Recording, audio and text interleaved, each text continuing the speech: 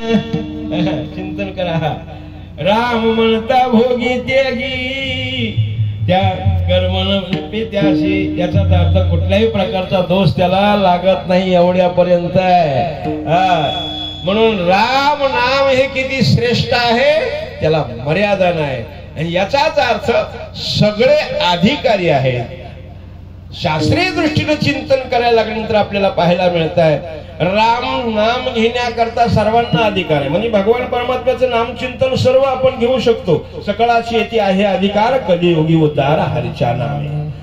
या रे लान थोर याती भलती नारी नर करावा विचार न लगे चिंतन. याचा अर्थ तिथं विचार करायची गरजच नाही माय बापा. हो लहान असू द्या थोडा, कारण सर्व सर्वाला अधिकार आहे असं थोडंच आहे. चिंतन करायला लागल्यानंतर सर्व सर्वाला करता येईल का? सर्व सर्व करू शकेल का? आता उदाहरणार्थ एखादं 5 वर्षाचं लेकरू ते संसार करू शकेल का? 5 वर्षाच्या लेकराला संसार करण्याचा अधिकार आहे का? नाही माय बाबा, त्याचा अधिकार नाहीये. बरं चला 80-90 वर्षाची झालेले आताच्या काळामध्ये, वर्तमान काळातलं आयुष्य, पूर्वीचं नाही. 80-90 वर्षाचं वय झालं की त्याची अवस्था कशी आहे? अंगम गलितम पलितम मुंडम जातम हीनम दशनम तुंडम. लक्षात, हात पाय कापती अशी अवस्था त्याची होती. आणि ते रस्त्याने चाललं डुलत डुलत काठी टेकत आणि ते लागलं म्हणायला कधी करशी माझं लग्न, कधी करशी आता कोणीतरी लग्न करील का त्याचं? कोणीतरी राहत नाही मुखामध्ये, दिसायला तयार नाही, पुढून आलं तर कोण आहे हे कळायला तयार नाही.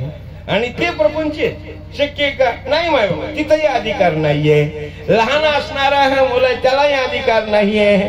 मग या ठिकाणी अधिकार लागतो माय बापा. हो पण भजन करण्याकरता किती लहानातलं लहान असू द्या, अरे त्याला नाही म्हणायला येऊ द्या. त्याने लांब लांब म्हणलं, ते लांब जरी असलं तरी जवळ आल्याशिवाय राहत नाही.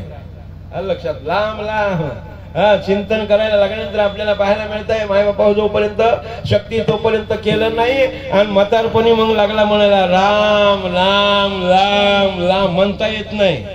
अगोदर म्हणला नाही म्हणून शास्त्रवर्ण या आवाज स्वस्ता शरीर म्हणून आवाज जरा होतो. जोपर्यंत शक्ती आहे तोपर्यंतच खरा परमार्थ आहे. हात चालावया पाहे तव तो आपले स्वैत पाहे तीर्थयात्रेत आहे शास्त्र सांगताय. म्हणून मायबापा जोपर्यंत आपल्या सामर्थ्य आहे तोपर्यंत आपल्याला काही काही साधना करता येतात. पण नामस्मरण करण्याकरता म्हणून मुखे उच्चारे हरीचे नाम, पण उच्चार केल्यानंतर जळतेल पापे जन्मांतरीचे. एवढंच नाही, तृणाग्नी वेळे समरस झाले तैसे नामे केले जपता हरी. एक वेळा जरी घेतलं तरी ती कितीही माय. उदाहरण देऊ का म्हणजे लक्षात येईल?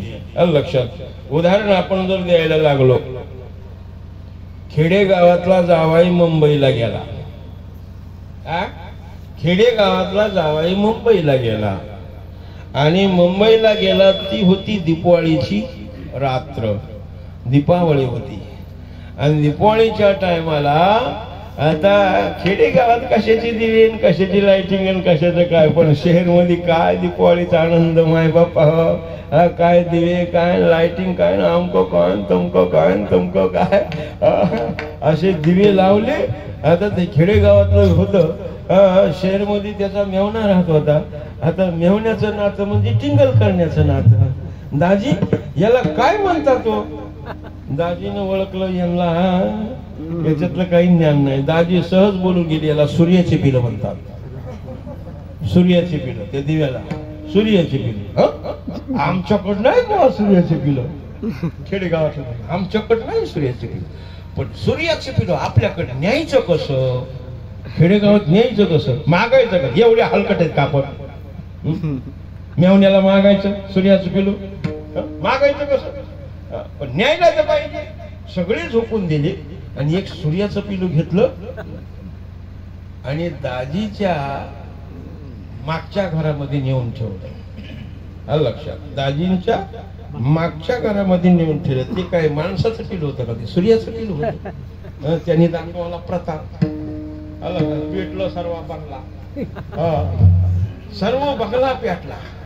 लक्षात, धावा धावा धावा अग्निशामक वय आमक काय तमक काय हे सर्व गर्दी झाली, सर्व गर्दी झाली. तेवढ्यात ही मध्ये थांबा थांबा तुम्ही बाजूला व्हा, माझं सूर्याचं पिलू मेलं का माझं सूर्याचं पिलू मेलं का बघू द्या मला.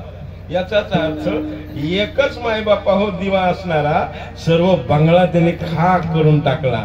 तसं कितीही बंगला रुपी पाप असू द्या, एक वेळा नाम घेऊ द्या, संपूर्ण मायबापा हो भस्मसात होता. एवढी ताकद नामामध्ये आहे.